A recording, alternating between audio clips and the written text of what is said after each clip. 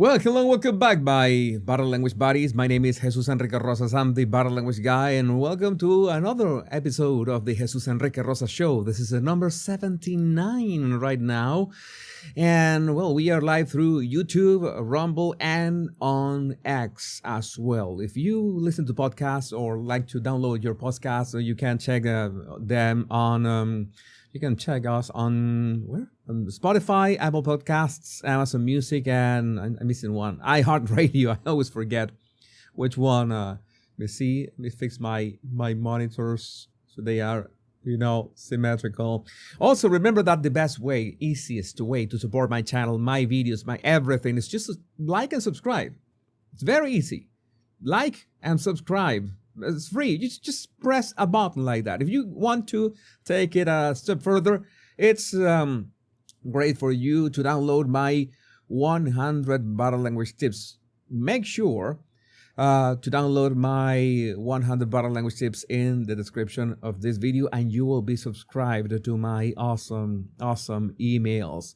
So, having said that, the heart and soul of this show, you already know it. If you're watching live, you know that the heart and soul of this show is the live chat. The live chat is, I always try to keep an eye on your comments all the time, because you have always those witty remarks and, those comments. And if you have nice comments, I will make sure to highlight them and comment them in real time, because that's the idea behind having a live show. So we are here and we're ready to begin. I think that pretty much everything is ready. I'm going to start with some very quick things that were happening today.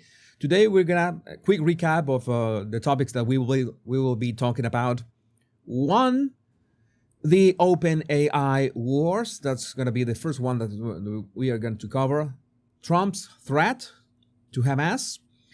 Also, we will be talking about Eric Adams as well, a bit of Meghan Markle, and more glitches at Congress. So, Congress, people are glitching. I don't know if it's something in the water or in the air or something radioactive, or maybe they are glitching because of what Dodge is doing. We don't know, but there are people glitching in some way or another that I don't understand.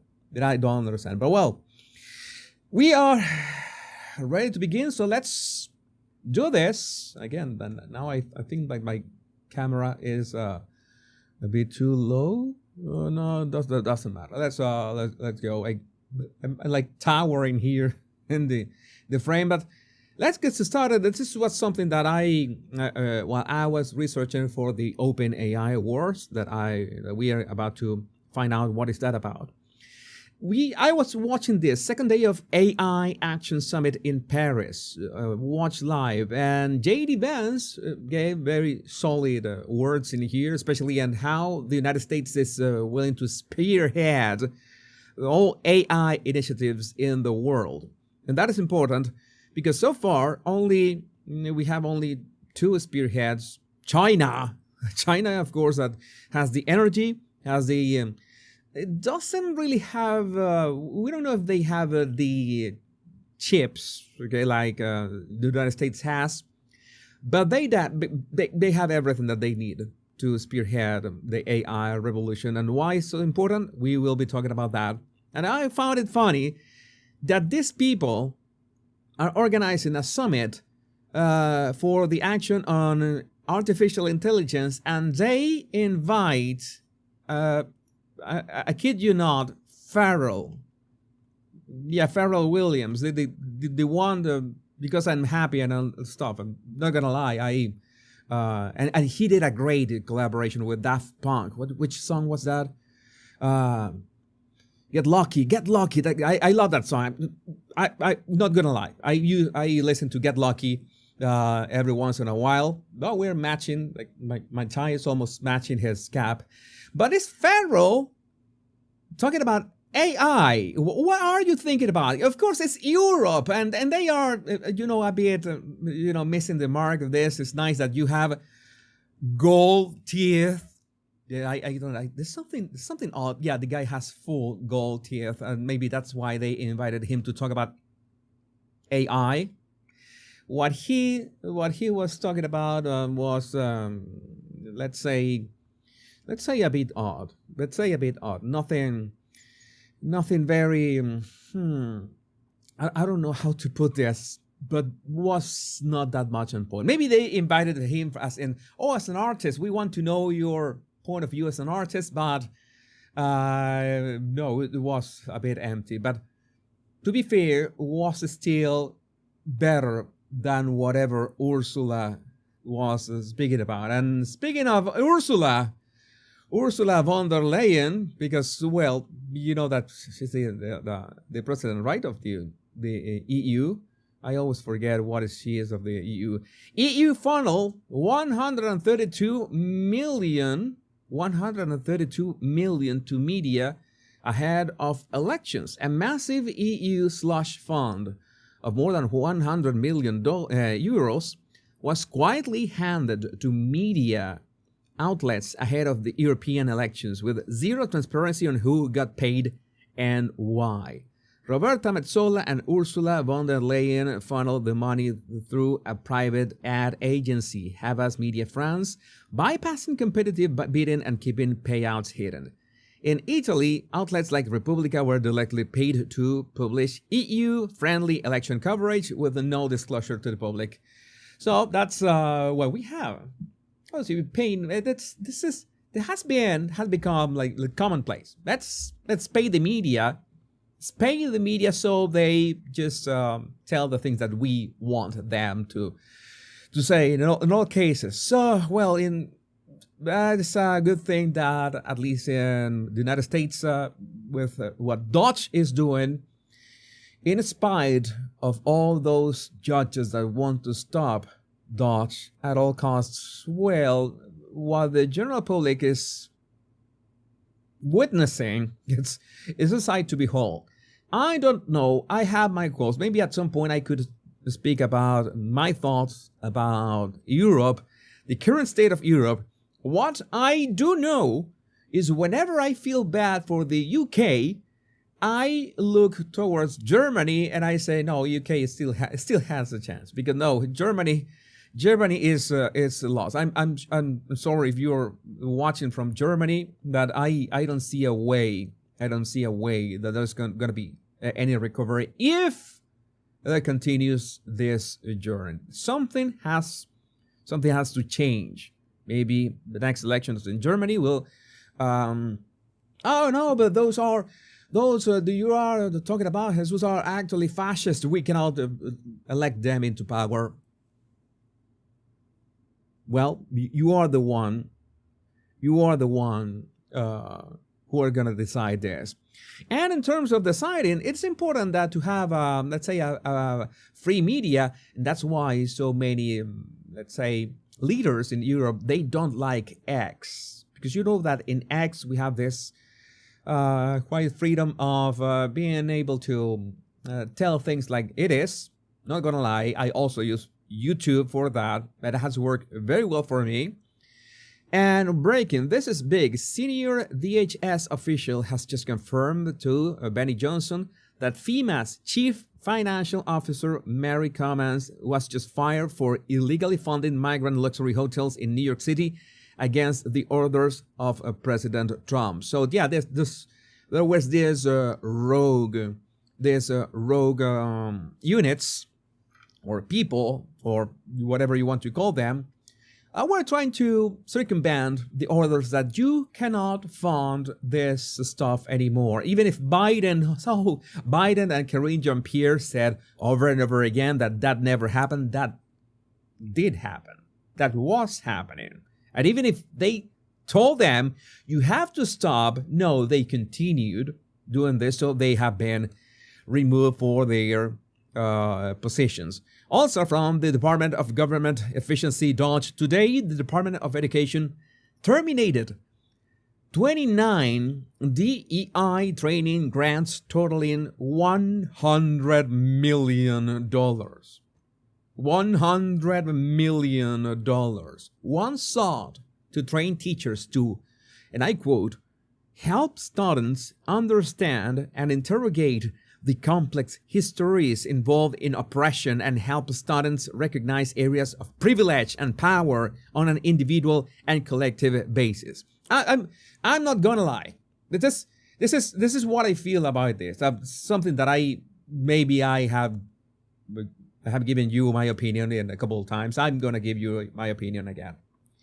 You know that I'm from Venezuela, and we are like a cauldron of many. So we are a mix of everything. I mean, every single person, every single Venezuelan is biracial. That's by definition. Every single Venezuelan, even if you see me blanquito, whitey, no, I'm a mix. I'm actually biracial, and one could say, hey, yes, I have that bit from the natives of Venezuela. I have a bit of Africa as well. I have a bit of Europe. It's obvious. I have a bit of Portugal, by the way. It's part of my ancestry. So I've got this mix, and yeah, the Portuguese did crazy things.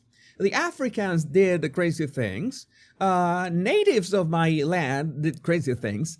But I am not to blame for any of those crazy things. I was born in the 70s. I mean, it's like I have nothing to do with that, and all the privilege and all that stuff and reparation. And this is something that I don't understand why people just can't shake this off. I think that is the guilt tripping, the constant guilt tripping, and you should feel ashamed of what your ancestors did. And I would ask, which one of those? Because I have like 4 or 5 currents converging in me, so I will have to send reparation 5-fold, pentafold. I wouldn't know what to do. What do I do? Even some of my ancestors, the Portuguese, did things to the those who came from Africa. So that's a whole mess. What do I do? Maybe I owe reparations to myself. I don't know. I think that all that is BS. I think all that is guilt tripping. I think all that is just silly stuff. Do not care about the real thing. The real thing, and some very real things that we are facing right now. Thanks to Walter Wiggins for bringing this to my attention.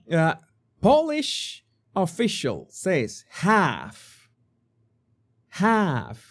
of U.S. aid to Ukraine was stolen and laundered back to Democrats. All right.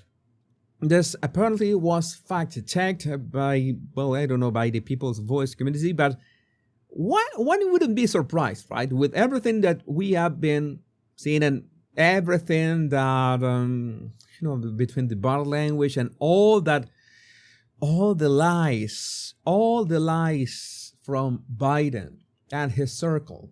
But what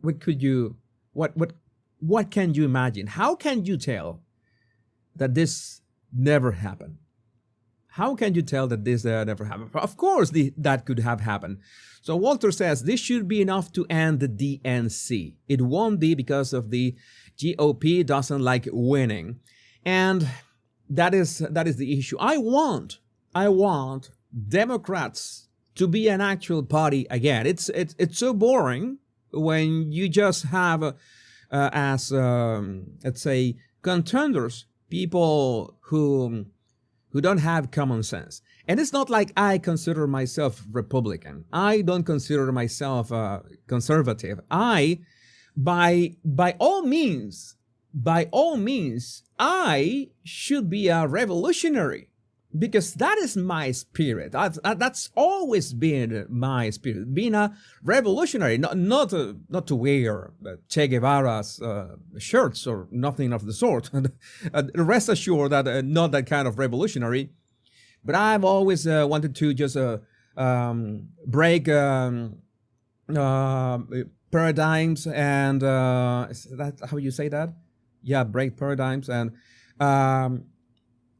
let's say try to break with what is established. Okay, the establishment. Let's break this. Let's give space for the new. That is That is revolutionary. That is quite liberal. That is my spirit. But at the same time, okay, it's not like you're gonna go all crazy with blue hair stuff and all that and all that. No, you need common sense. You need to let's aim high, but with common sense. That is something that's why I stand for, and that's why I know that's why you are here, my common sense crusaders, my body language buddies. We are here right now. We are ready to begin with one of the topics that I wanted to speak about a long time ago, and it's so important. And I'm going to give you a brief intro because some of you are not maybe that familiar with this topic that we're going to be talking about. But it's something that fascinates me, something that I am very excited about the future. And now we have actual, let's say, metaphorical wars. And that topic is the OpenAI wars. And regarding this is the clash of two titans. Not only Sam Altman, who is the CEO of OpenAI, the company that is perhaps the most valuable AI company right now, makers of ChatGPT, and Elon Musk, who is, very, let's say, upset with Sam Altman for all the promises that he broke. Now, back in 2015, which was coincidentally the year that OpenAI was founded as a non-profit, remember that will be important later on. I remember that I was still giving lectures and in classes. I was still in college as a professor. And one of the topics I like to talk about was foreseeing the future, and the topic of AI popped up a lot. Even if, it's OpenAI wasn't even founded yet, but I told my students I'm going to tell you how this is going to work. This is not like every company. Okay, we need a server for our emails, and every company has their own email server. No. Or maybe you have, you sell fruits and you have a truck to sell fruits, and every fruit vendor has their own truck. No. This is a bit different. In regards to AI, it's not like every company can have their own AI server as they have their email server, for privacy. No, that is not possible because the scope and scale that you need in terms of the amount of chips to, have actual AI is massive. So I told my students back then in 2015 that this was my prediction, is that you will have 2 or 3, let's say, mammoths, like behemoths, I don't know, something really big, companies. It could be Microsoft, it could be IBM. Imagine IBM or Microsoft, in this case, would be closer to Microsoft. Remember, to OpenAI signed a deal with Microsoft so they could take advantage of the infrastructure, the Azure infrastructure of Microsoft. So Microsoft is going to develop this monstrous platform so every company can outsource their AI services from that main platform. That is the only way, both from an energy perspective and from an infrastructure perspective. A company cannot simply do that. So it's easier if a company just plugs into what ChatGPT is, and they use ChatGPT. Of course, you have privacy concerns because it means that ChatGPT is going to be able to read your, how to say this, all your company's knowledge, which it's very sensitive in terms of privacy, and maybe even learn from your company's knowledge. The original idea of OpenAI will be to develop a model in which was open source, hence the word open from OpenAI, and everybody could use it and everybody could take advantage of it. In fact, for all that Mark Zuckerberg is evil, and he is, the lizard, all that he has done, Meta released their own, let's say, infrastructure that you could download empty without any training to your computer and use that for for yourself, okay, if you have enough computing power. But sometimes you want more computing power than that, and then that's when you need to be somebody to host that server. But that was OpenAI's original mission in 2015. But 4 years, like 3 or 4 years later, this happened. I mentioned the chips, and I mentioned the energy, and all that costs a lot of money to operate. And if you are a nonprofit, it is a bit hard to, be able to sustain yourself as a company if you have this demand for energy and this demand for chips that are quite expensive, and you need this huge architecture that costs a lot of money. So in 2019, OpenAI opened a subsidiary that was for profit. Okay, we're still OpenAI. We're still talking about OpenAI, in which Elon Musk invested $50 million, by the way. That's the start of OpenAI, because Elon Musk wanted this to be open for all humanity. The idea of the mission of OpenAI at the start was to develop artificial intelligence to help humanity. Okay, that has been, quote unquote, the mission from the start. But then this subsidiary was for profit for what? To be able to sell services at a profit and use those profits capped, okay, with a certain cap, until certain cap, to be able to reinvest on the infrastructure. So it was like a double business back then. But now, what are the OpenAI wars? Sam Altman, this guy that you see next to Elon Musk, he wants, the problem is that the board of directors of OpenAI, the non-profit original company, still oversees operations of the for-profit subsidiary.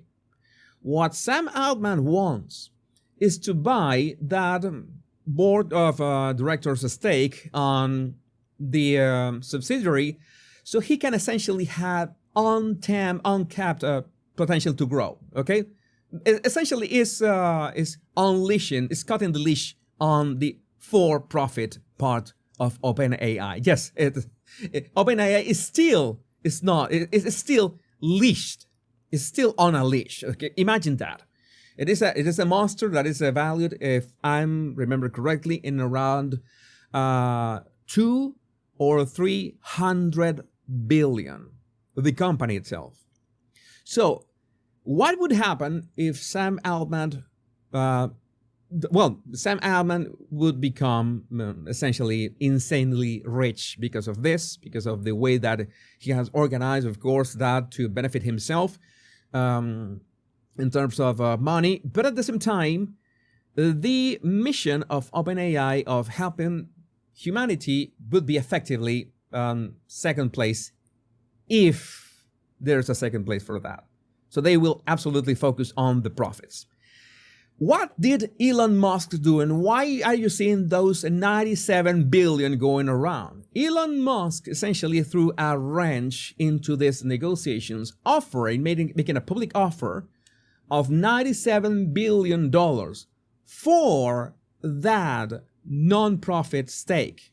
Right? I'm trying to simplify that. So for me, it's a bit hard to understand, but he is offering that so Sam Altman cannot have full control of OpenAI for profit. It's like, if by any chance the group, it's not only Elon Musk, he had to, gather a couple of friends and say, hey, you know what, we need to make an offer, and the offer was a bit more than $97 billion, only for the stake of the nonprofit. This is not even the entirety of OpenAI, but that would essentially stall every negotiation. Meanwhile, they devise another thing. All this, why is this so important? Why am I putting also much stress on this? Because it is obvious that despite the 200,000 chips that Elon Musk bought from NVIDIA is the company that makes the AI chips, and he built in record time this monstrous campus with all these chips to feed Grok, which is a ex AI, Twitter's AI, so to speak. Then he says, hey, you know what? He is the only close contender to make sure that OpenAI doesn't actually take over the world. Why? What do I mean by taking over the world? Is having unfettered access to all that data that I'm talking about. Because if OpenAI is the biggest player in the world, if OpenAI gets to have an essentially monopoly, you know that whoever has a monopoly gets to dictate the rules of the game. And you would say, wait a minute, Jesus, but Microsoft has gotten into trouble by monopolistic practices in the past. Yeah, but there's a thing that the United States, as the country, as the government, Trump knows, and Elon Musk knows at the same time, that they have to win the AI race against China. This is like the space race from the 60s, but in this case is the AI race. Not to measure, this is not, pardon my language, this is not a cock measuring contest like it was back in the space race. Let's see who gets to the moon faster. It was because it was pretty much, there was no real utility to that.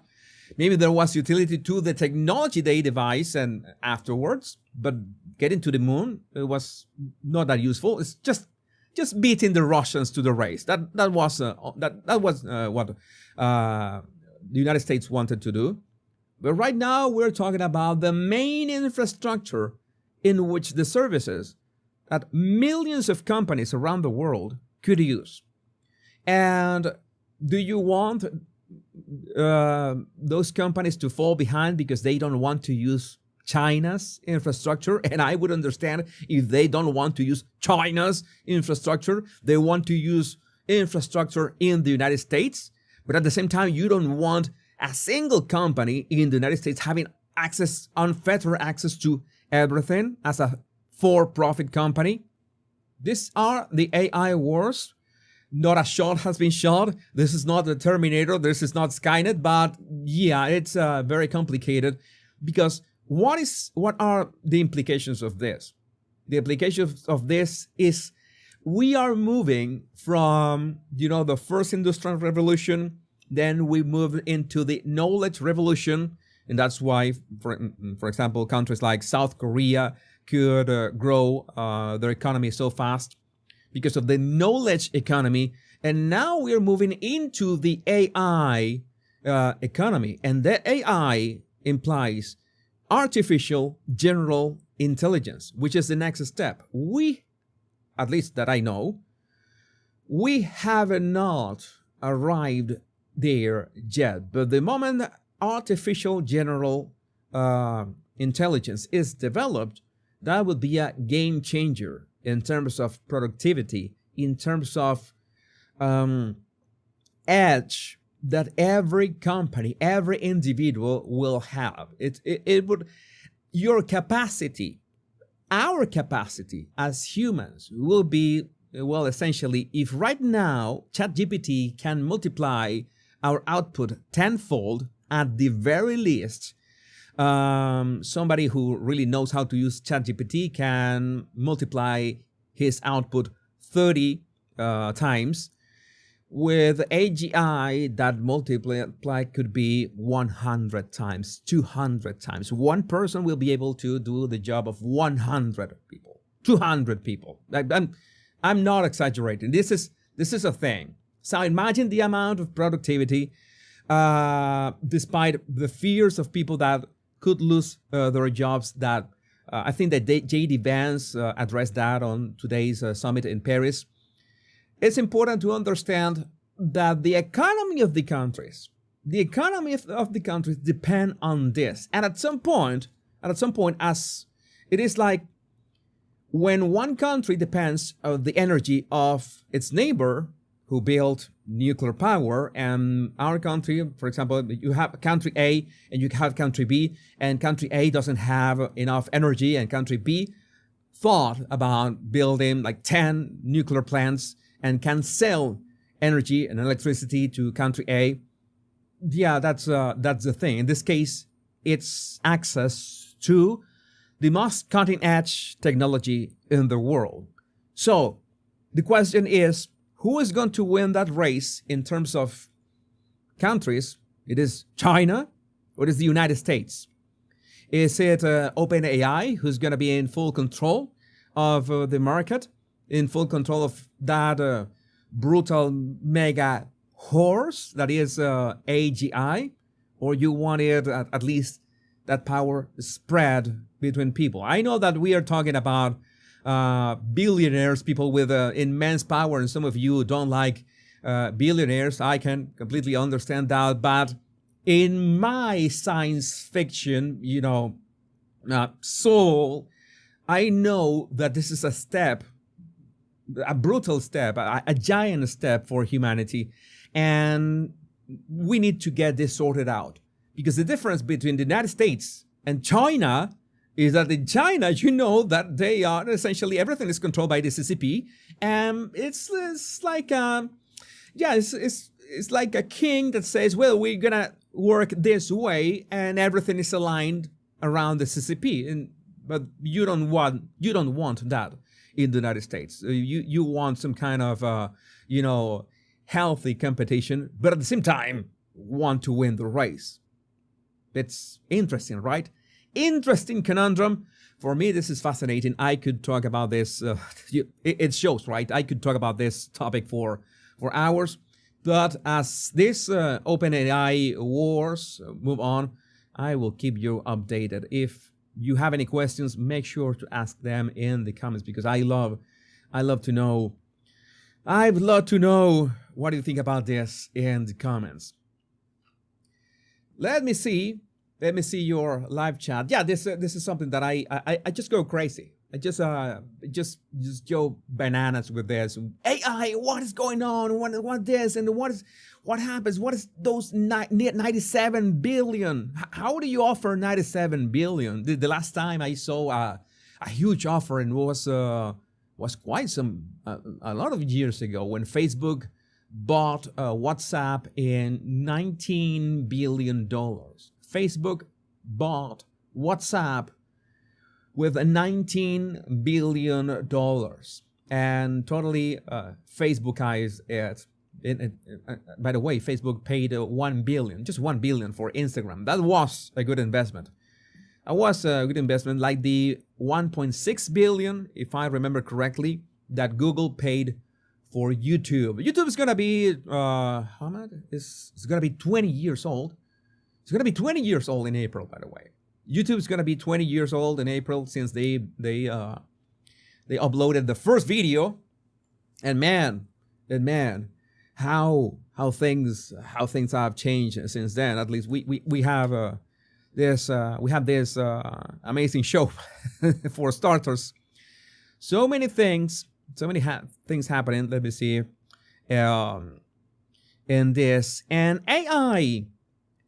I was saying that AI was going to help humanity in many ways. Let me drink a bit some water. AI is inevitable. We need to figure out how to not lose what? I didn't read you. Ourselves is a new chapter of humanity. Yes, we will have. Again, right now, it is true. You have to harness the power of AI. I use AI. I use Grok. I use Perplexity. I use ChatGPT for research, and it's like having a squad of 4 or 5 people that can help me doing research for my videos. It's really useful, and especially to synthesize, and especially Grok, what is going on at the last minute is very, very useful. One thing, you know that one can be worried that there are already influencers out there, synthetic influencers on Instagram. And at some point, they're going to be talking heads, synthetic talking heads. Like, you remember that series, Max Headroom?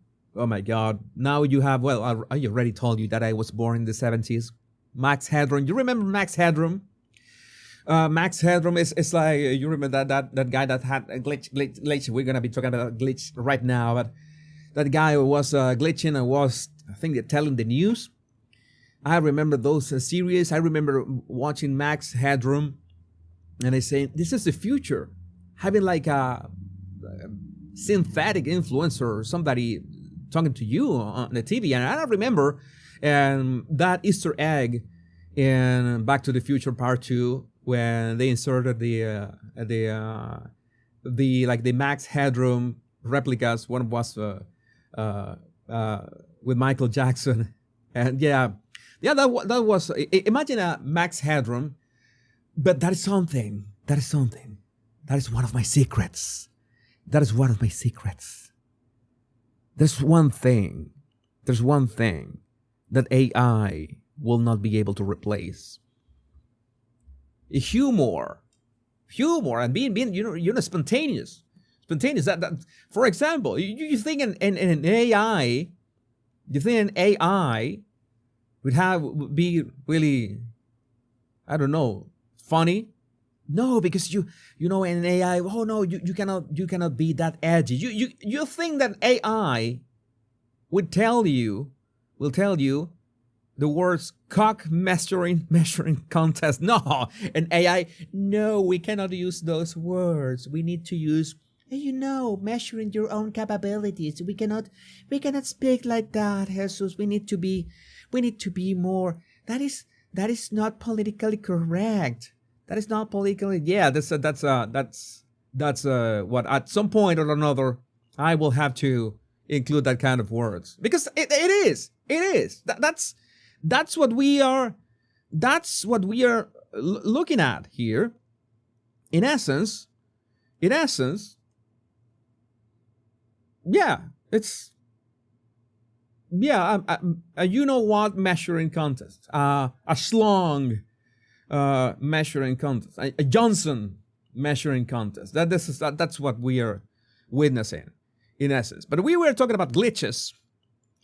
The Max Headroom, that he was speaking, then all of a sudden, he had glitches. It was really funny to watch.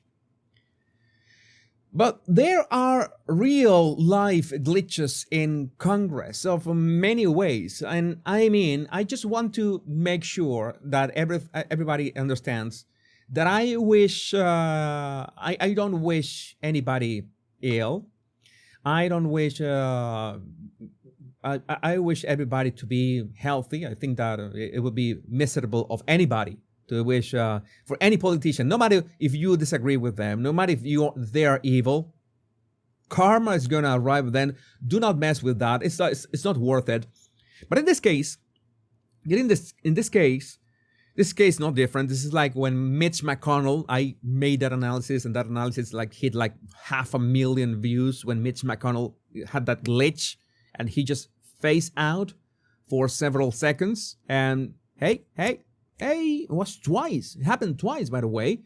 And he already has fallen off stairs recently. Nancy Pelosi, I'm glad that she's recovering.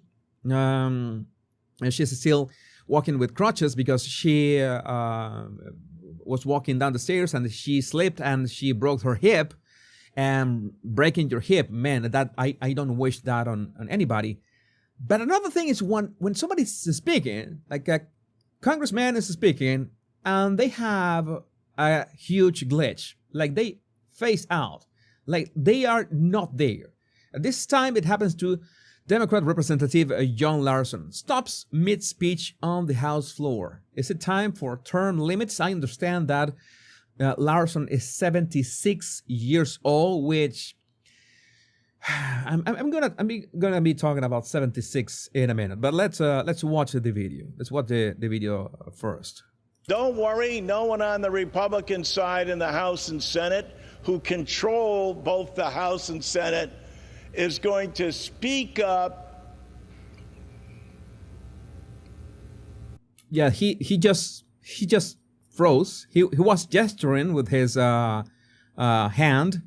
He all of a sudden, it's not like he froze. He brought his hand down and his chin lowered a bit, and you see that his facial expression changed. I'm going to play that again so you can try to zoom in a bit so you can see it better without keeping track, losing track of the captions. House and Senate is going to speak up. And you might be thinking that, well, maybe something happened in the room, maybe somebody was doing something inappropriate or something. What is happening? And challenge us. And he keeps speaking, but and challenge us. He says those words with like a rictus on his face. You can see that his face is contracted, and one half of his face doesn't move. Look at this. And challenge us. Well, it's just like both sides, but the left side doesn't move as much. And challenge us. You see that the right side of his face, which is on our left, it raises a bit more than the left. The left barely moves. He's there. His hand hasn't moved from there. His body language hasn't changed a bit. And challenge us. It is important to notice how his voice tone changed completely. That he was speaking in this tone. Both the House and Senate is going to. And all of a sudden he speaks like this. And challenge us. It's obvious that there was something wrong. And yeah, it looks, as some of you are mentioning, it looks like a stroke. In the sense that something happened in his brain that must have glitched. Again, this is not easy to see, because you know that you're witnessing somebody who is whose brain is suffering in a way. Is suffering a stroke. It's not easy to see, but it is important. Okay, can you at some point realize that if this happens, you should immediately go for, go and get a I don't know, please, all the nurses in here, a CW, Samantha, remind me if this is a CT scan of what would be urgent in this case. I'm playing. He just froze after that last word. You see that he's playing with his mouth. In fact, this is something that I really don't understand what was happening in here. Maybe some of you were watching this.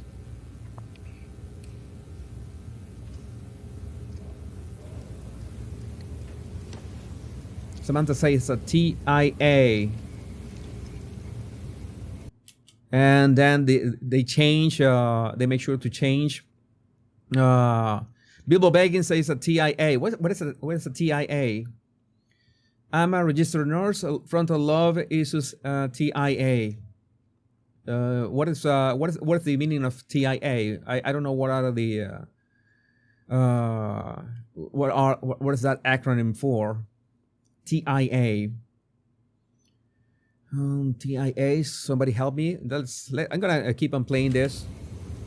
But we need to protect Americans. Okay. Okay. That this is a TIA, a transient ischemic attack. Thank you, Cindy B. Okay. So some of you are saying that this is a TIA. So if you see somebody suffering this, what should they do? What should they do? It is considered a mini stroke, says Nutmeg. Like a very small stroke. It's like a mini stroke. All right. Thank you, CW. And if one sees somebody this, what should one should rush them to the hospital, right? Cognitive testing should be mandatory. I think that they should be, yeah, as well. Go to the ER.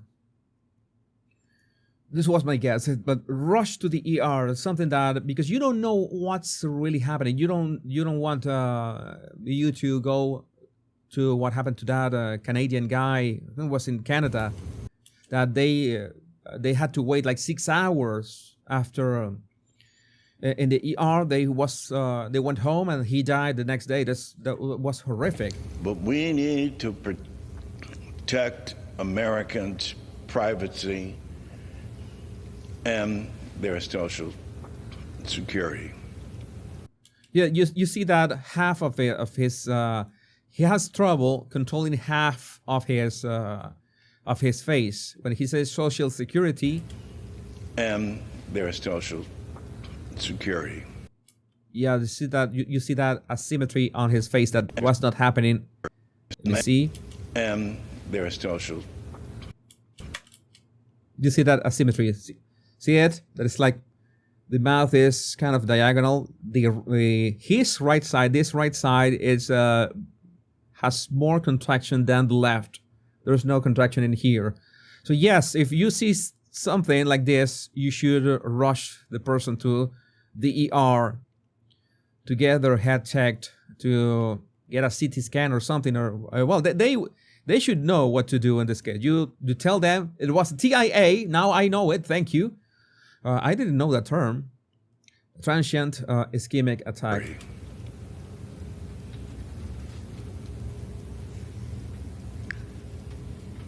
For 40% of all Americans, Social Security is the basis for their retirement and their retirement savings. It's coming back slowly. For 28 million Americans, Social Security is the only thing that they have, and that's why we have to. Okay, this is interesting. Andrea, a slurred speech, drop of one side of face, won't be able to put tongue out on both sides. Get paramedics ASAP. Thank you, Andrea. Thanks for that advice. All this is important because I think that's the most important thing that we could take from here. Besides anything that you could say that if these people should get checked on a regular basis and make sure that to check to remain healthy and as healthy as they can, because it's obvious that they work with their minds. Their work is mental. It's mental work. It's brain work. So if their brain is in not perfect shape, then how can they be doing their job there in Congress? That is something that you simply cannot do that. Make sure that we are protecting it as well.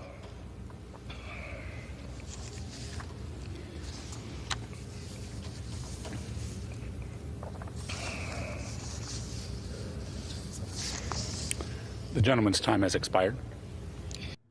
Yeah, there was his time was expired, but it was undeniable that he had a very strange episode. As Meghan's Mike says, yes, these octogenarians, well, not all of them are octogenarians, need to retire. The president has term limits. Why doesn't Congress?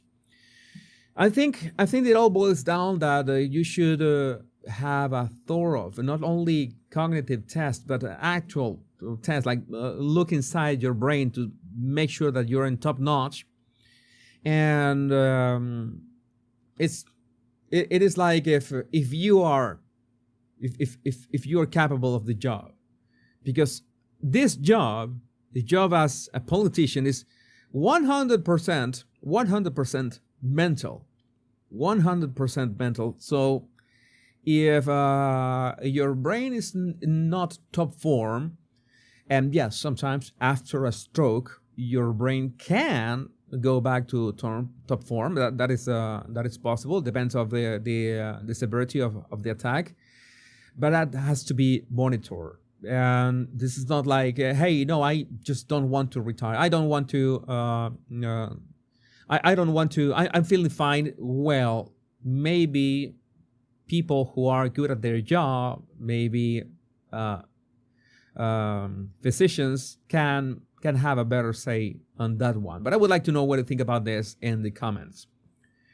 Yeah, that's there was no way to tell, Jesus. When it happens, it happens. Okay, you cannot tell when it happens, but at the same time, there has to be statistical risks. That's one of the things that AI can be good for, because AI can look at big data and imagine all the data that can have the all the health infrastructure of the United States. If you work with the complete health data of every single year since it first began being recorded, and you have all those data and you train an AI to learn upon that, then that is one of the ideas that I have for AI, and that is one of the things that I've always wanted. Imagine that you have. I always remember this game, Half-Life. You have the HEV suit, and the HEV suit.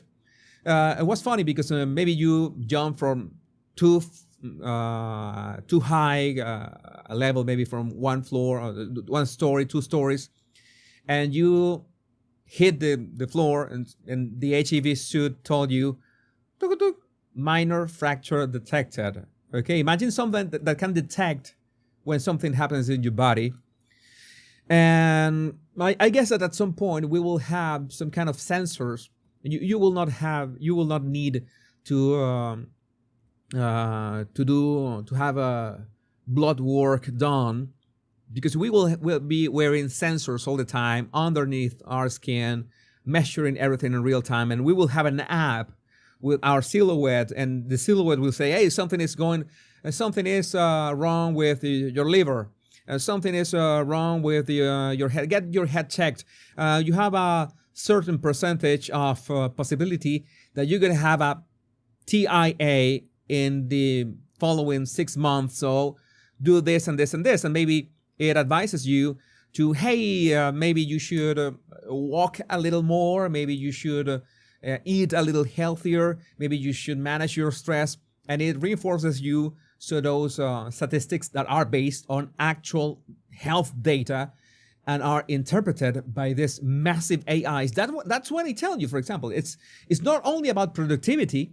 That's how AI can read data in a way that not even 100 or 1,000 brilliant physicians can do. Maybe the physicians can instruct the AI what to look for, and maybe the AI can read all that data, and at the same time, we'll be connected to an interface that says, hey, only by checking levels in our blood and changes in our sugar or cortisol or other biomarkers, it tells you in real time, hey, Jesus, you should prioritize your sleep. Well, we already know, but at least you have like an app that tells you, hey, if you don't want to your brain to deteriorate at this rate, you should walk more.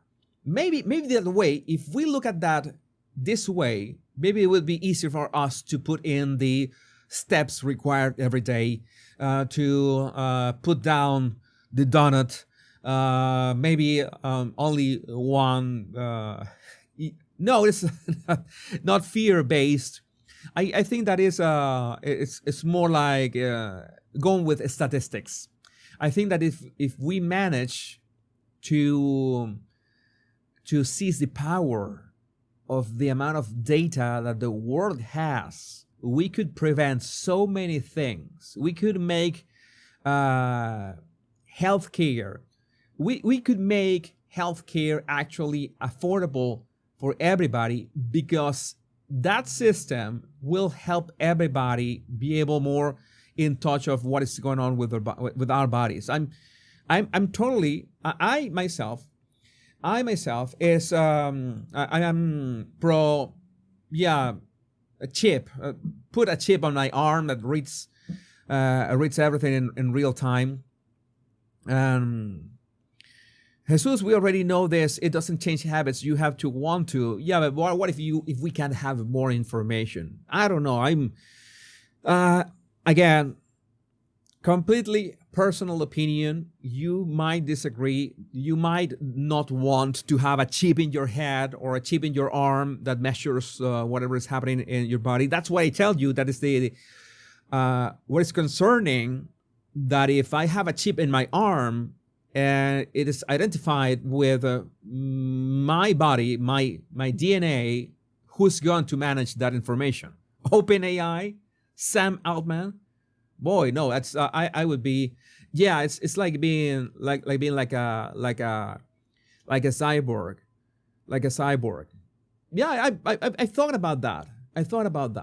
Being like a cyborg, being able to control things with a brain interface. I don't know. I just find all that fascinating. Don't mind me. I'm the crazy mad scientist. I'm the little boy that grew up reading all those science fiction stories, and I want all that.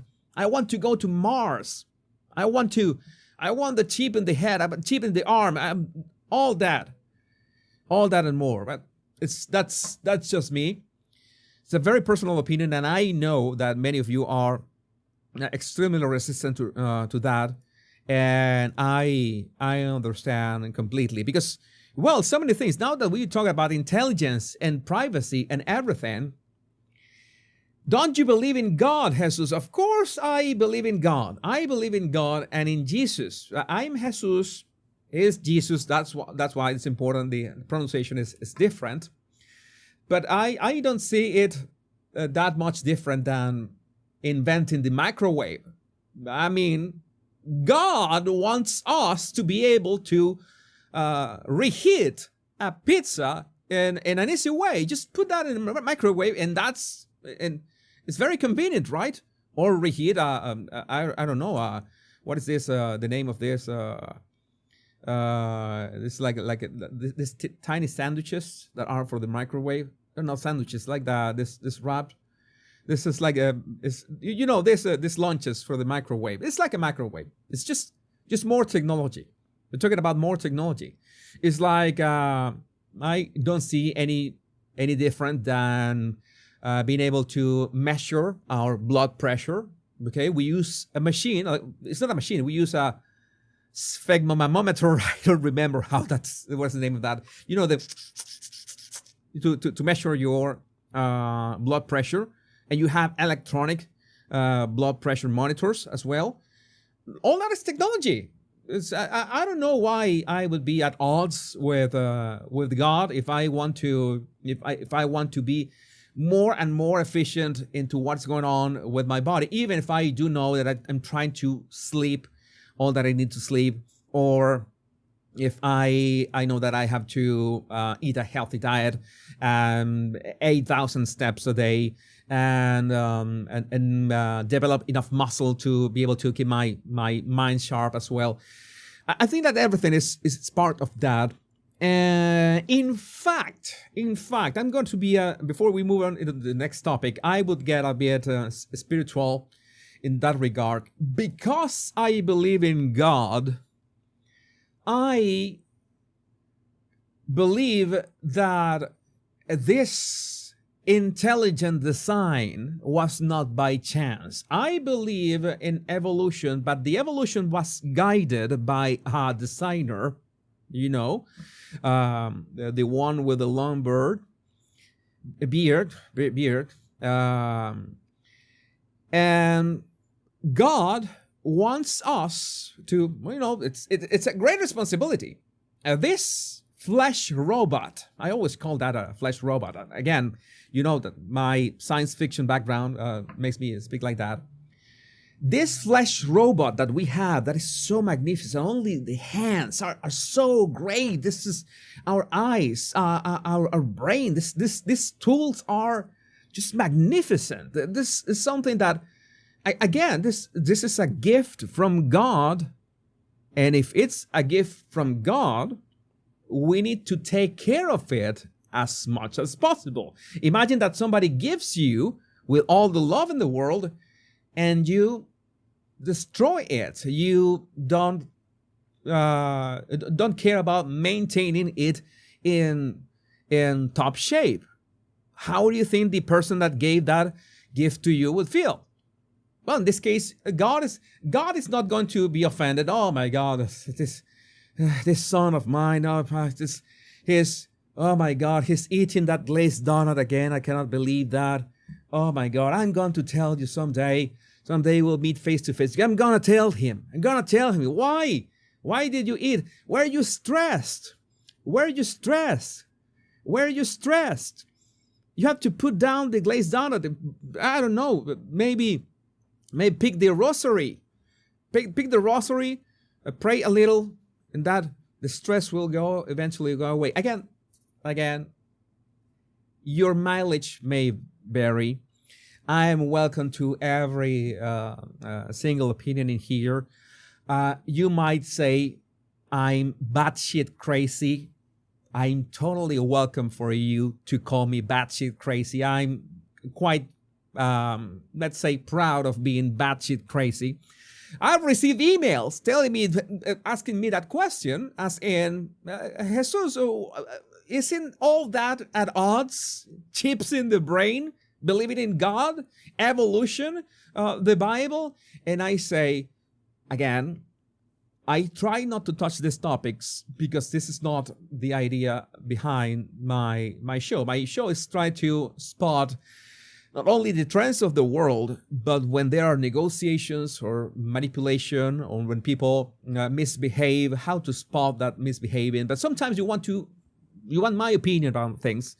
And again, sometimes it's a very personal opinion that in no way I want to influence the way that you experience the world, or your opinion about the world, or your opinion about your beliefs. I've told you this. I've told you this so many times. Whatever you believe, that is the right one. Whatever you believe, that is the right path. Again, that is my approach. I am not I'm not here to, if I was here to preach, I will speak like this. I will speak like this. And I never speak like that, right? But if I came here to preach something, I don't know, the church of the body language guy, the church of the body language, I will speak like this. And I will be flying in a private jet like all those televangelists. And I don't have a private jet. That is the proof that I don't come here to preach. That is the best that is the best proof that no, in the sense that I don't I am not like a televangelist right now. I would like to have, the gift of gab, all right, that those people have, because that in itself is like a tool. And I have developed a bit of that along the years. So many of you have been with me for years, and you know that at first I was scared. And yes, you are developing something. And I'm honoring the abilities and the skills that God has given me to bring you this. And that is as far as I can go with just speaking about my beliefs, because you might be Christian, you might be Muslim, you might be Jewish, you might be agnostic, Buddhist, atheist. I don't know. You're still my friend. You're here, but you're my friend. We are friends here. We are common sense crusaders. No matter what you believe in, we are here to be the crusaders of common sense. And in that regard,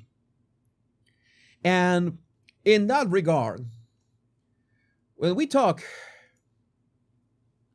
about common sense, and we were talking about privacy as well, but how important is how are you going to trust with your data, with your health data, to governments who have lied to you over and over again and have hidden so much from you time and time again. And right now, is this thing with JFK's files breaking. The FBI has just found over 2,000 secret JFK assassination records never provided to the Warren Commission. 2,000 secret JFK assassination records. I understand that this was more than 14,000 pages. Yeah, bombshell. In a stunning development, the FBI just discovered 14,000 pages of JFK assassination documents that somehow, this is what I understand. When you tell me that you don't believe, that some of you don't believe on the moon landings, I understand that these people have lied so much, have hidden so much from everybody, have tried, have covered up, have pushed for spilling blood in so many places in the world, have covered up for so many things, have negotiated with so evil people that, well, it's any conspiracy theory one can think can be true of all the things that have been hidden. Somehow, this is like somehow Palpatine returned. Somehow never reached the review board. Documents they were legally required to share since 1992. 1992, not the CIA, but the FBI. Remember that the FBI is still not in control. We need Kash Patel in the FBI. That's why I tell you that the FBI knows where the bodies are. The FBI, I think that maybe the B stands for bodies. So they know where the bodies are buried, and that's why I'm sorry, but it's like they are willing to be get RFK Jr. be confirmed. They're willing for Tulsi Gabbard to be confirmed, but it is my hunch that the one who is going to take the fall is not take the fall. That is not expression. The one that is going to be the okay. Of these three, you can have only two, and those two are going to be RFK and Tulsi Gabbard. Kash Patel is not going to be confirmed. That's my hunch. That is not a fact. That's just an opinion. That's my hunch, because the FBI has so many skeletons and bodies and body parts, and I don't know, things that I cannot mention here. That's you can imagine that it's going to be very difficult. And yes, the FBI has the Epstein list and the Diddy tapes, and I don't know where Jimmy Hoffa is buried or whatever other mystery is there. Maybe Elvis is alive after all. We don't know. Some of the things. Jefferson Morley, the vice president of the Mary Ferrell Foundation, the FBI is finally saying, hey, let's respond to the president's order instead of keeping the secrecy going. Maybe they have seen their writing on the wall. Maybe they have seen that maybe this is proof of the contrary. Maybe at some point they know that Kash Patel is going to be confirmed. And this is kind of a bait, kind of a ¿cómo se dice? Señuelo. It's like a bait, right? Like something that to distract, okay? To distract from the actual thing while they are shredding all the stuff. I'm pretty sure that they might be destroying things as we speak, and so many things that we will never find out about. And the sources warn the deep state still fighting full disclosure, recommending heavy redactions despite Trump's demand for total transparency by March 9th, which is, well, in 1 month. Source, New York Post. I am tired of seeing those all those documents with the redacted. That has become a meme. That you see so many redacted areas in which you don't have access to the actual information. Everything is classified. Just declassify that already. What is the problem? What is the problem with that? As so much time has passed, what I understand is that it can have a domino effect that will rattle even today's organizations, we could say, the structure of today's government to the core. Yeah, it's gonna be bad. It's gonna be bad, and this is why. This is the kind of things that throw me off. I don't know if that's correct. Throw me off. It's like make me suspicious. It's like, the FBI was not forced to reveal those more than 2,000 documents for this. They could have looked the other way. They could have pretended something. If they are showing this, it's like I show you this. I offered you this napkin, this handkerchief. I offered you this handkerchief. She's, oh yeah, thank you for this handkerchief. So you don't see the pack of handkerchiefs that I've got here. I'm cooperating with you. Yeah, here you are. There you are. All these documents. So maybe I'm trying to distract you from the fact that I have skeletons in the closet. So that's the kind of thing that I'm always suspicious, especially about these organizations, these agencies. Agencies is a word that keep hiding this information from the public so many years after the fact. Like, could we say that most people who were involved in this at that time is pretty much dead right now? So I don't know. I don't know. It's maybe I'm maybe I'm getting ahead of myself with this, but I don't see what is the problem of releasing it all. FBI unearths a JFK assassination records post-Trump order. So what else do we have? These documents found in FBI archives. Who found those archives? And it's not like they were found. They already knew they were there. They are saying, oh, we found this. We began rummaging through the archives and we found this from JFK's case.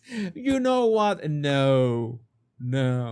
We're part of a broader effort to declassify records concerning several high-profile assassinations from the 1960s. I don't trust these people. I don't trust these people. The discovery comes over 6 decades after the event, highlighting ongoing issues with government record management and classification. What do you think about this? What do you think about this?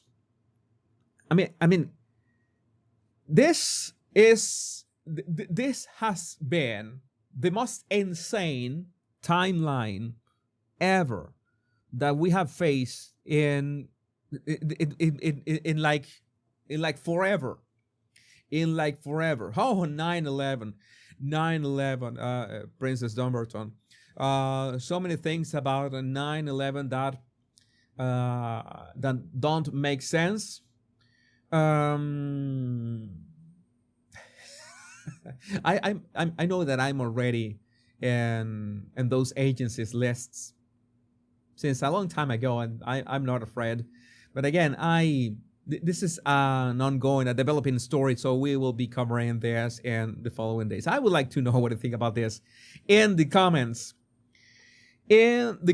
So this is the kind of stuff that you begin connecting the dots and you see that things make no sense. I mean, why would you say when Donald Trump has said, okay, we're going to declassify this from the CIA, why does the FBI raise their hands and say, we have this? That doesn't make sense. They make sense to me. I've been looking into it for 25 years. Oh, great, Princess Dumbarton. I think slavery still exists. Well, yes, happy dogs. There are forms of slavery right now. I didn't want to say it, but sadly, the H-1B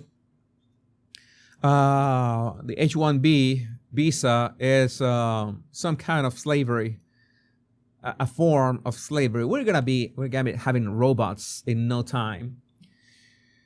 We're gonna be having robots in no time. Again, it is impossible to touch some topics that are happening nowadays and not get into subjects that are going to be polarizing. And the following topic, I know it's gonna be polarizing. I have to mention it because I need to address something that is quite important for the Middle East. But at the same time, I can understand that some of you have arguments pro and against what I'm going to say, what I'm going to cover right now. I have my own thoughts about this.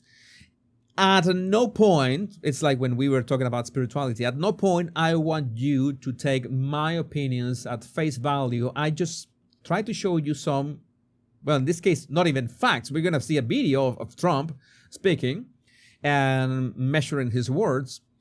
But I want you to form your own opinion of any of these topics. I mean, it would be a failure for me if you just mimic my line of thinking. That is not my idea. My idea is to give you the tools of thinking, the tools of common sense, so maybe you can reach a conclusion. Sometimes the topics are so easy to grasp, and the counter arguments are so feeble that it's easy for you to agree with me. But sometimes that is not going to happen, and that is okay. So that this one might be one of those times. So thank you, Samantha. We know Jesus. We listen with an open mind. I really appreciate that. So we're going to be talking about this right now. And the topic that I want to talk about is how Trump has issued this threat in which he is essentially going to, he has not said that directly. He is using metaphors about that, certain words that are not that direct. But he's implying that if by Saturday, 12 p.m., all the hostages from Gaza are not released, let's say that the glassing of Hamas is gonna be speed wrong. They're gonna be. I was about to say a word of one thing that you sometimes do on Sundays, and it was not going to be appropriate. This topic, I understand. I have to be very careful with this topic. Here we go. Trump, if all the hostages aren't returned by Saturday at 12, I would say that all hell is going to break out. All hell is going to break out. I don't think that he's speaking about a dance competition or something. No, it's we're talking about like the Pentagon audit, the Department of Defense audit, things that go pew pew and boom. All of them, not a few. All the hostages must be released. Not a few. Saturday at 12, and after that, all hell is going to break out. Let's hear all this from himself. So make sure that we are listening his words correctly. Should the ceasefire then be off? Well, I would say this, and I'm going to let that because that's Israel's decision. But as far as I'm concerned, if all of the hostages aren't returned by Saturday at 12 o'clock, I think it's an appropriate time. I would say cancel it and all bets are off and let hell break out. Okay, so he is essentially saying that, regarding the ceasefire between Israel and Hamas, he's saying, well, this is ultimately this is Israel's call, but if it was for him, like he just said that, if it was to the United States, if each and every hostage is not released by Saturday at 12 o'clock, a nice time, and release all of them, then all hell is going to break loose. That they're going to essentially glass all these facilities. And we know that it means for Gaza, it's pretty much destroyed by this point. I mean, how are you going to do this? I don't know. This is the part that I don't know how are they going to do it, because it's not like you can just threaten Hamas with bombs. You would have to, like send the drones, send the killer drones who can tell. But how can the killer drones tell Hamas militants from Palestinian civilians? It's like, how can the drones tell that? It's how Hamas militia could dress even as a woman. They can wrap themselves as a woman and pretend that they are a woman. What is gonna do a killer drone in that regard? Again, I'm trying to think. I'm thinking out loud here. I'm seeing and keeping an eye on your comments. I thank you for coming. The comments respectful, which is the most important thing. You can share your opinions, and for both sides of the discussion. But this is a reality. This is a reality. The hostages have to be released. This is something that I agree with. The hostages shouldn't have been taken in the first place. Let's see the other words from Trump. I'd say they ought to be returned by 12 o'clock on Saturday, and if they're not returned, all of them, not in drips and drabs, not 2 and 1 and 3 and 4 and 2. Saturday at 12 o'clock, and after that, I would say all hell is going to break. All hell is going to break out. Again, it's vague, but you have to speak in vague terms, because what are you going to do? It's like I in my limited understanding of the conditions in which is the fighting in Gaza, that is not easy in any way. Like, you don't want massive civilian casualties. You don't want that. Okay, that would be horrific. You have women and children. Okay, women and children that you want to protect at all costs. Okay, they shouldn't be in that war to begin with. But at the same time, Hamas should cease to exist. Like, cease to exist. I'm going to be very clear with that. Hamas as an organization should only exist in history books, and that's it. It is a pipe dream, because we know how ideologies work. You know that how strong can be how strong propaganda can be, how you can train sleeper cells in every way. I've studied about the sleeper cell, all those techniques in which you infiltrate civilians with, let's say you turn civilians into militants without anybody noticing, and you can even send them to other countries for intel, for reconnaissance, for everything. That has been like that since the dawn of humanity. We have been doing that. Every single tribe, faction, country, empire has been doing that since, well, millennia. So how do you fix that? How do you fix that in this case? Of course, it's so hard. At least we already know that Egypt and Jordan have agreed. Okay, no, you know what? We don't want the Palestinians for some reason. No Muslim country in the Middle East wants the Palestinians. No, thank you. No, we will fix Gaza with the Palestinians in Gaza itself. We don't mind. We will cooperate.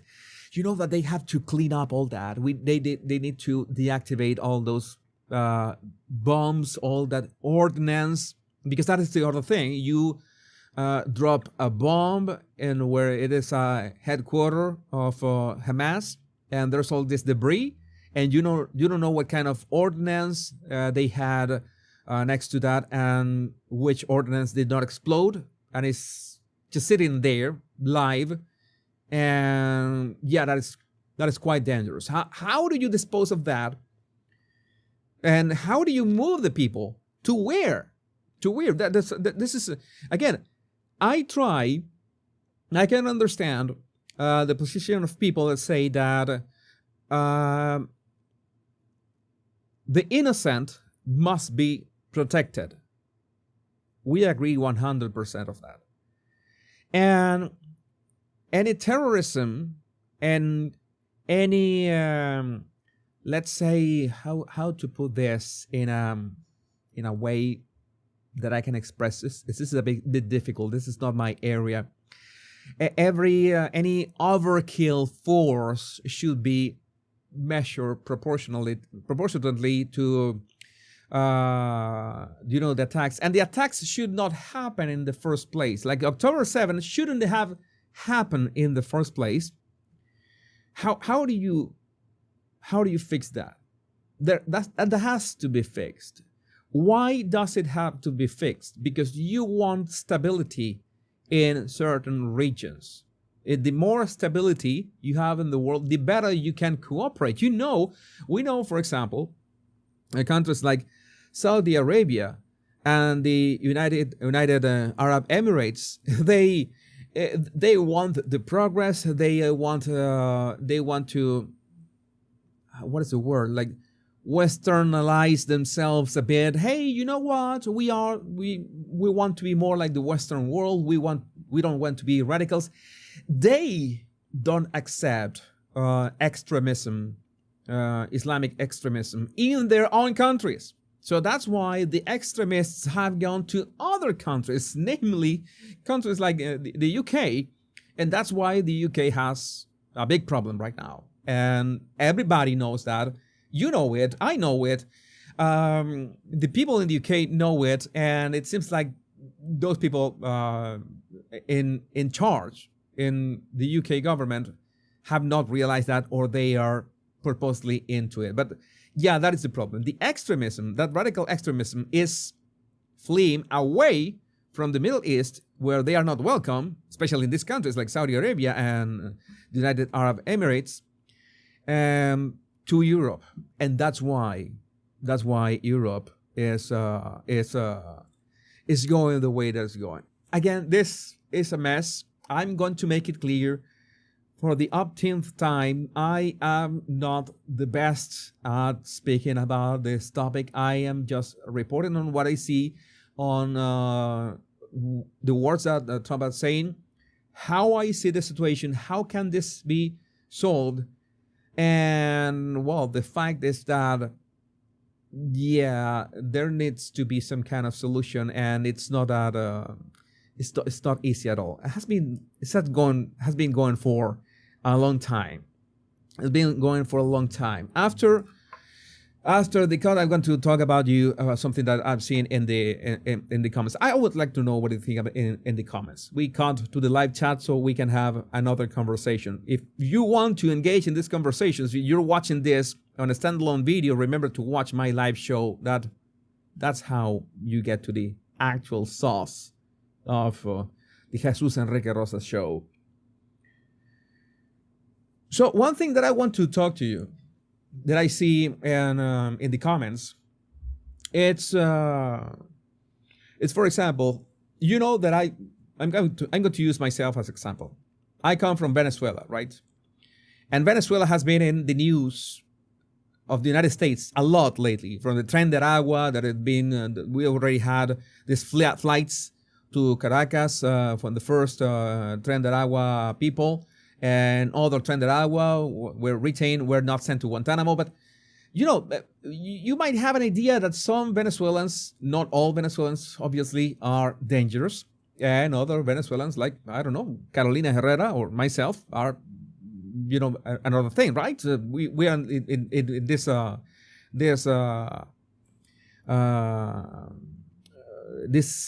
extremes of the spectrum. I have a joke about that.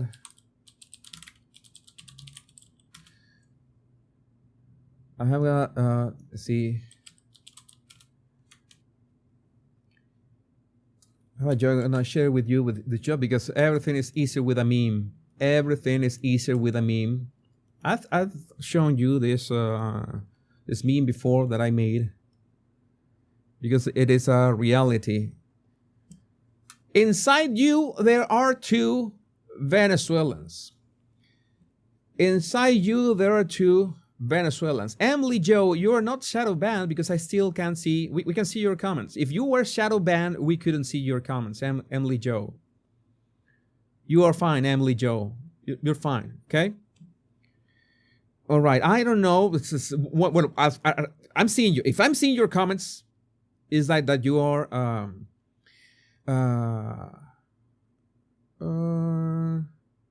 I can't even write Hamas here, but I see others can do it.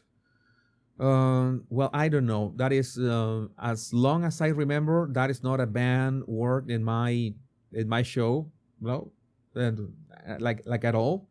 It could be YouTube, who is, it depends on your standing, right? Again, that is dynamic. I'm going to, no, you're not shadow or block, Emily Joe. We are seeing your comments, man. They're seeing your comments. In all cases, maybe YouTube is preventing you from, I don't know, saying certain words. Maybe you have sent too many ideas or made too many takes about certain ideas. I'm trying to make sense of this, right? Not defending YouTube, defending you as one of how to say this, part of this community, and try to explain, because sometimes you also reach out to me, Jesus, I think I'm shadow banned. You send me an email, Jesus, I think I'm shadow banned on YouTube, and I look, oh no, you're not shadow banned. Sometimes my mods put you in a timeout. You should go take a break. Sometimes if you begin attacking me directly, my mods will rain fire upon you and you will be banned completely from the show. Sometimes my mods make mistakes. I correct those mistakes. No hard feelings. John Cartier could say that at some point. He was mistakenly shadow banned, and we solved that rather quickly. But sometimes YouTube can have its own moderation that I cannot control and my mods cannot control. And that is absolutely on YouTube. But I can see your messages. Everybody can see your Emily Joe. I'm not talking about you. I'm talking about other people that have been shadow banned, actually banned from my channel, and I reinstated them manually. So I'm saying that your account is okay. Okay, we can see your account. So inside you there are two Venezuelans. How does that work? Well, in the sense that, yeah, it was a joke that, and many Venezuelans agree with me. We can get the Tren de Agua running when we need to, and we can channel the Carolina Herrera when we needed to. Ideally, we should be Carolina Herrera 99% of the time, but because when we channel the Tren de Agua, then you know that it is a scorched earth. It is a scorched earth. All right. So what I was trying to tell you with this example is that there are all kinds of Venezuelans. And that's important. Something that you might not do in my show, even if you try to do it politely, is, I'm going to be clear about it. You cannot be anti-Semitic. You cannot be anti-Semitic. You can be against the government of Benjamin Netanyahu. I'm okay with that. You can have a personal vendetta against Benjamin Netanyahu. I agree. That's okay. I don't have anything to do. He's not my family. I don't have anything to do with him. If you disagree with his policies, if you have any adjectives that you want to use with him, go ahead. All right? But when you say something like, it was the Jews, okay, if you go full Kanye, in my show, And this goes for my mods. Pay attention to this, dear mods. Thank you. If you see anybody saying words like this, it was the Jews, I am going to assume immediately that at some point you would say something like it was the Venezuelans, and I will block your R's out, and I will ban you myself from my show. It's that simple, because it's not only being anti-Semitic, because if you say it was the Jews, it's because you can say it was the Venezuelans, or it was the Britons, or it was the Japanese, or it was the Germans. It's the same. It's like saying, because Ursula von der Leyen, Ursula is German, right? She's, I don't know, it's something like this. I don't know where she's from, I don't know. It's like this Ursula, the Ursula that we were talking about, I don't know where is she from. You know that she's got the Ursula von der Leyen. Ursula von der Leyen, where's she from? She's German? German? She's, I don't know if she's German. Imagine that if Ursula is let's say, less than ideal lady, let's put it that way, then you think that all Germans are like her. Or like Nicolas Maduro, the president of Venezuela, is a motherfucker, which he is, then all Venezuelans are like Nicolas Maduro. All Venezuelans are like the Tren de Aragua gang. All the Venezuelans are like, no, I'm going to block your R's from this. Just like it was China. Just like it was China when it was the CCP. Oh, I said it was China. China, you know that I say China because of how Trump says that. Yeah, it's the CCP, and I made that very clear today when we were talking about AI. So you know, my trusty mods, you can be, if you say, for example, Israel this, the Jews that, or this and that, you're essentially banned. You're essentially blocked from my channel, because it means that you're putting all the Jews in the same, how to say that, in the same box.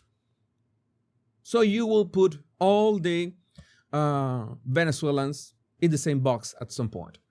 And you will put all Muslims in the same box as well.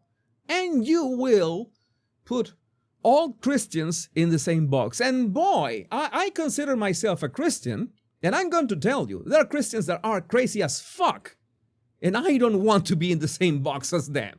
Rest assured of that. So all this has to be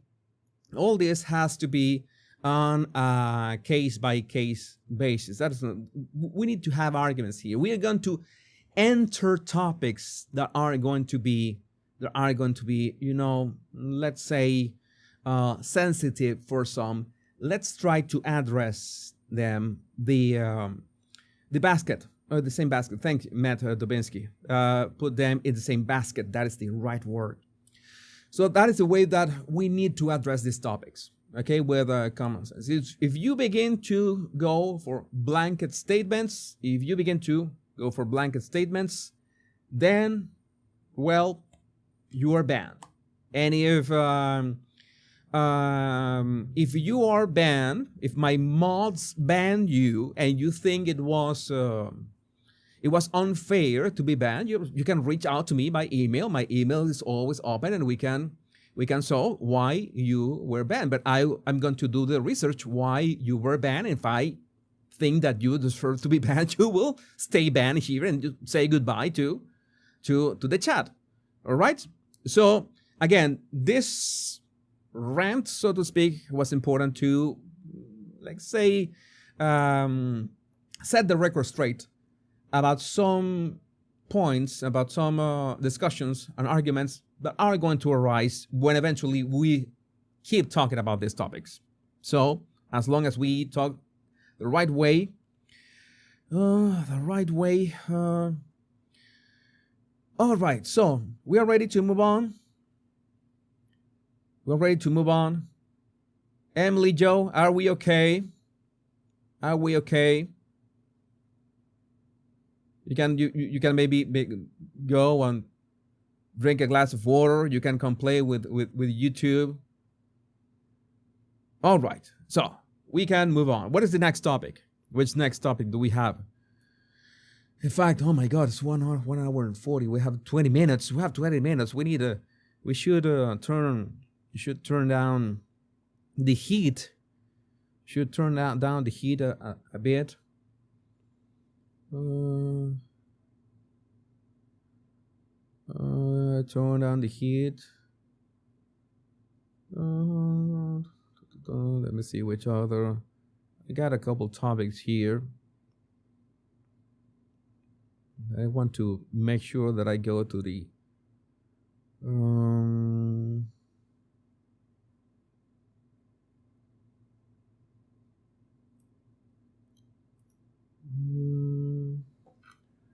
all right, so oh my God, and then we need to I'm going to take a rest from my headphones.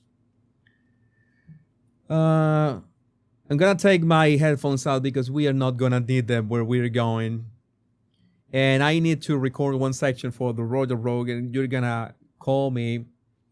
You're gonna help me. You're gonna help me record that right now, and you know what we talk about in the Roger Rogue. You know what we talk about in the Roger Rogue.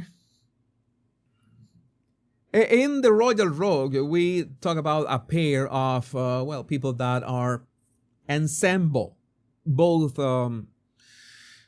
let's say, part of the spectrum, of the narcissistic spectrum. Both of them are narcissists, but let's say in their own way. We know Meghan, it's all about the attention, and especially the part in which she is a grandiose narcissist.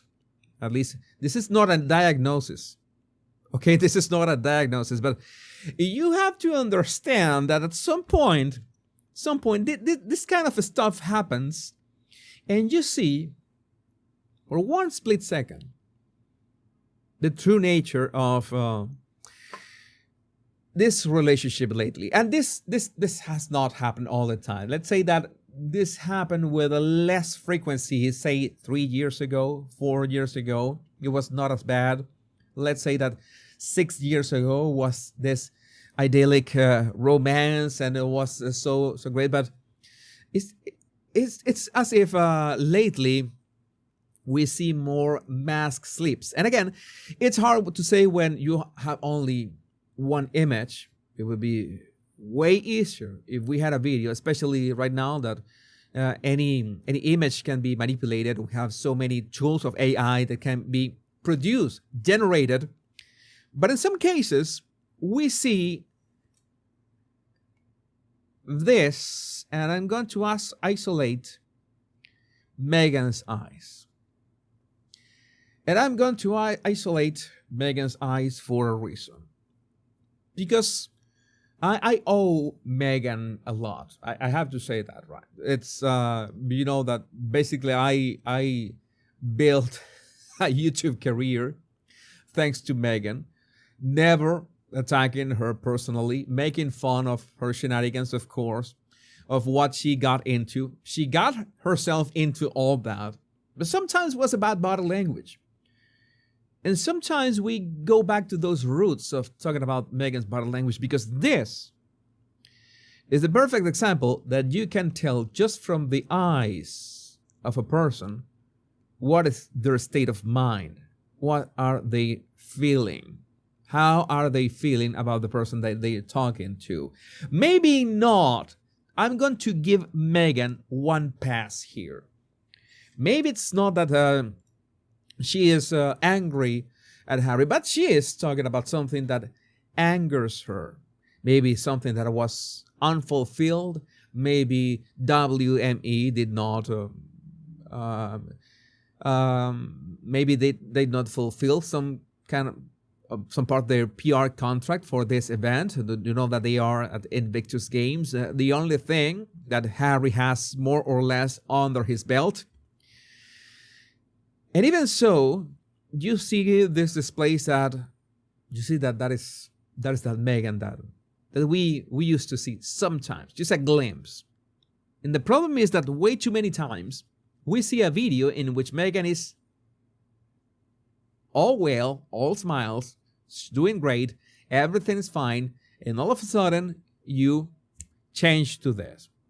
There are a couple of things that I want to highlight in here. For example, this shared by Lean Mean Machine, Meghan Narcissus 1, Meghan Markle Creepy Nuts. Again, I said, what? Wait a second. At first I thought, is this real? No, it cannot. This must be some kind of montage. But the thing is that Lean Mean Machine, I've seen her work for some time, and I follow her work for some time. And no, the idea of Lean Mean Machine is more or less what the Royal Rogue does. Is that if we're going to make a meme or something with AI, we're gonna make sure that it's outrageous so people do not mistake that for the real deal. I think that is important. That is another conversation that we should have about AI, and that is something that I have been very careful in terms of memes and stuff. Make sure that when I do something, that I make a montage or made a video that I used to be make videos, meme or humoristic comedy videos about Meghan and Harry.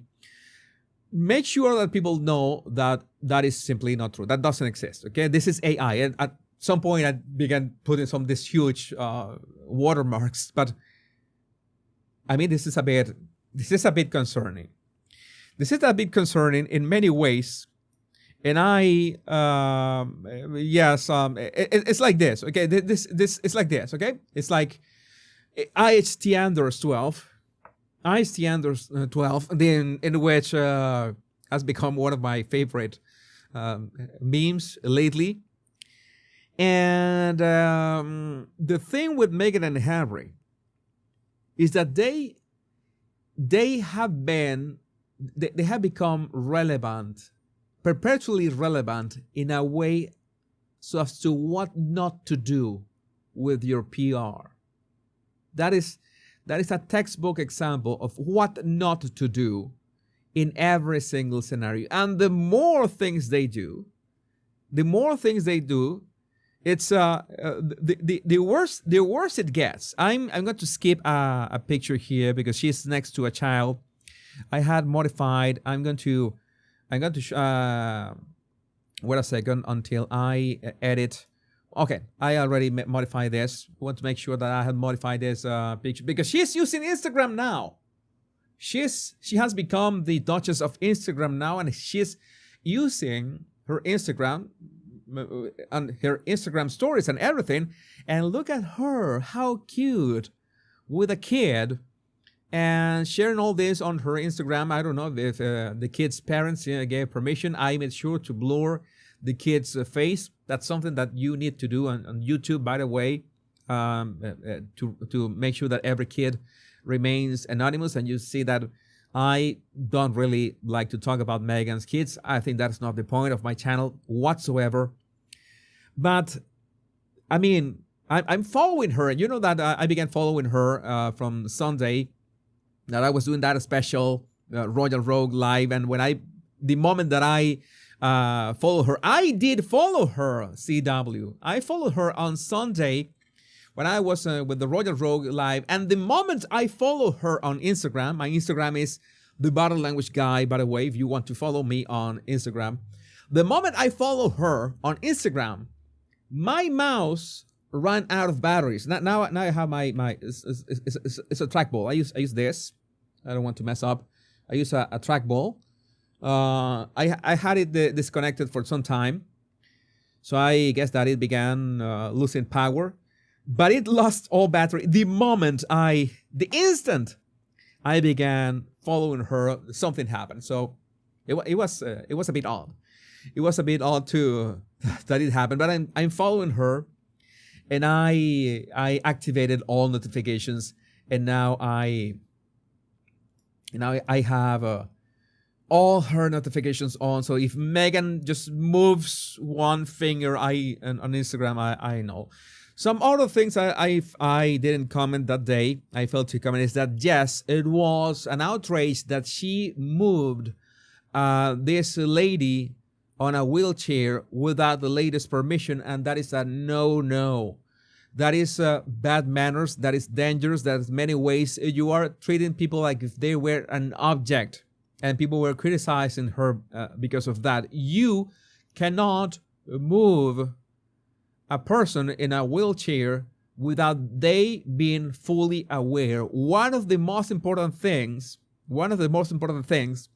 is that you can, the person can catch their fingers in the wheels, because they're not aware that the chair is going to move. Like if you begin to move, they can catch their fingers on the wheel. So you have to be careful. You have to be very, very mindful. And it seems that Meghan, with all her experience as a diplomat, with all her experience as a humanitarian, as a champion of women and girls, of an actress as well, we can add, with the royal family, as a humanitarian again with Archwell, with a podcast, it seems that, common sense is the less common of senses. You know how they say, wheelchair users slam the move as rude and disrespectful, with one saying their wheelchair is an extension of themselves. And what else we have here? Creepy stare and intense gaze is back. We have this this kind of things that look staged, making sure that the paparazzis get that angle of her. And if it's not that, we also had, let me see, what was the other thing? That she was clinging to him. I think that is this is a bit of an outrage. But this is the thing. This is the thing. Thank you, Resting Dollface and Royally Sage, two of my favorite accounts, by the way, in terms of the royals. I didn't analyze this one on Sunday. What do you see here? What do you see here? First, Harry is leaning away from Meghan, and it's not the last time that he was leaning away from Meghan. And I have another one here. Let me look for it.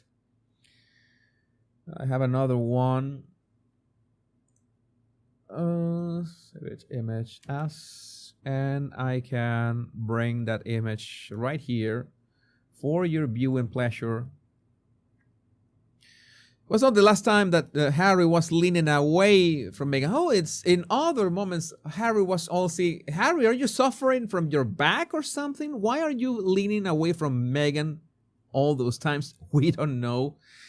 Green line Harry saying that, okay, I'm so clean. Why would you have to do this? Why would you have to claim property of your man this way? Are you insecure? See my pet. Oh my God. Rebecca somebody, you are spot on. See my pet. That is a nice caption for this picture. You're spot on. Oh my God. This is the kind of things we are not going to run out of moments to talk about the Duke and Duchess of Sausages. And that is the kind of thing that we need to decompress at the end of a long show. And my God, I don't know how did we reach to 2 hours today speaking like this.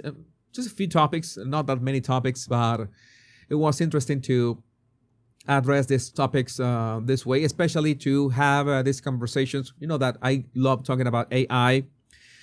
I understand and could talk a lot more about AI than the Middle East. I think that it shows. But regardless, if you are on or against AI, if you are on or against Elon Musk, or you are on or against every faction in the Middle East, As long as you are respectful, I think that we can get along. I think that we can get along pretty nicely. Well, I think that don't talk about, very intense topics. Very intense topics. It reminds me of Lost in Translation. More intensity. More intensity, Samantha. Yeah. Maybe way too intense, but that is the reality. We need to address some topics that could be uncomfortable, but the idea is to try to address them from our limited understanding. Maybe sometimes I acknowledge that I have limited understanding of certain topics. I'm always willing to listen, to do the research, and my email is open for your suggestion. And well, we come here to have a good time. That is the most important thing. This is the most important thing. My body language buddies and my common sense crusaders, my name is Jesus Enrique Rosas. I'm the body language guy. And until we meet tomorrow in episode 80 already, 80, remember the most important words. Much love and bliss. Take care. Be safe. I love every single one of you. Bye-bye.